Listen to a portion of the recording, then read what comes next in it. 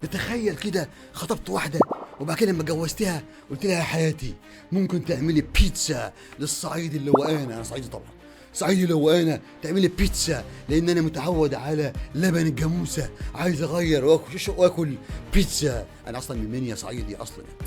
فبتقول لك بقى ايزي بيزي ليمون سكويزي. ايه يا مدام؟